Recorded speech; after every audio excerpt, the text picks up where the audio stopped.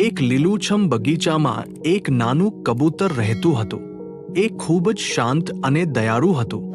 એ જ બગીચાની જમીનમાં એક મહેનતી કીડી પણ રહેતી હતી.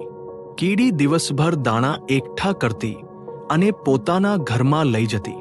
એક દિવસ કીડી નદી કાંઠે દાણા લેવા ગઈ. અચાનક તેનો પગ સરક્યો અને એ પાણીમાં પડી ગઈ. બચાવો, બચાવો, કીડી બૂમ પાડવા લાગી. ઝાડ પર બેઠેલા કબૂતરે આ અવાજ સાંભળ્યો.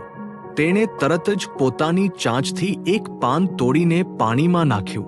કીડી એ પાન પર ચડી ગઈ અને ધીમે ધીમે કિનારે આવી પહોંચી. કીડી બોલી, આભાર મિત્ર, તું ન હોત તો હું બચી ન શકત.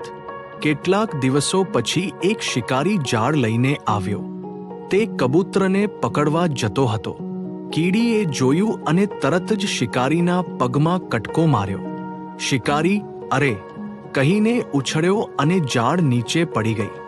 કબૂતર બોલ્યું, આભાર મારી નાની મિત્ર, આજે તું મને બચાવ્યો. બંને ખુશ થઈ ગયા.